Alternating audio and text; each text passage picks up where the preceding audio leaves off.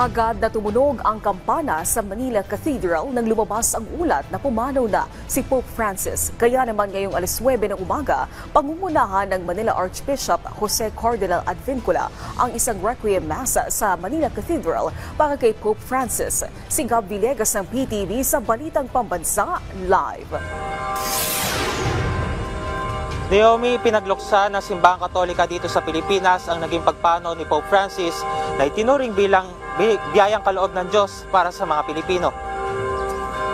13 minutong pinatunog ng Manila Cathedral ang kanilang kampanaryo bilang pag-alala sa 13 taong paglilingkod ni Lolo Kiko bilang kinatawan ni Kristo sa lupa.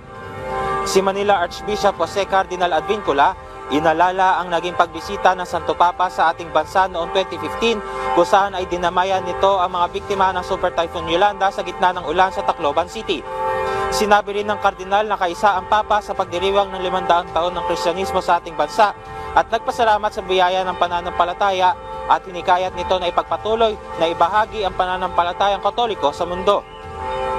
Inalala naman ni Lingayen Dagupan Archbishop Socrates Villegas ang pagtiyak sa kanya ni Pope Francis sa gitna ng pang-uusig sa kanya ng nakaraang administrasyon sa kanyang naging posisyon sa madugong war on drugs.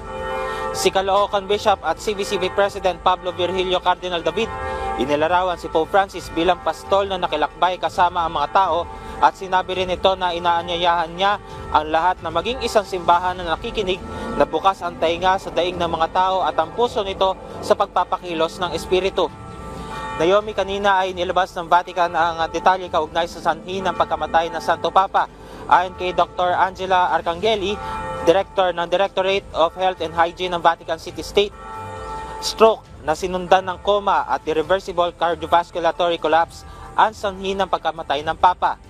Nakasaad rin sa kanyang death certificate na mayroong history ang Santo Papa ng acute respiratory failure na dulot ng multimicrobial bilateral pneumonia, multiple bronchitis, high blood pressure at type 2 diabetes.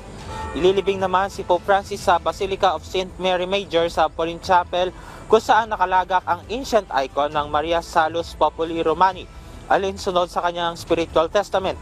Samantala, Naomi, mamaya ay magkakaroon ng Requiem Mass dito sa Manila Cathedral para kay Pope Francis na pangungunahan ni Manila Archbishop Jose Cardinal Advincula. At yan muna ang update mula rito sa Intramuros, Maynila. Balik sa Naomi.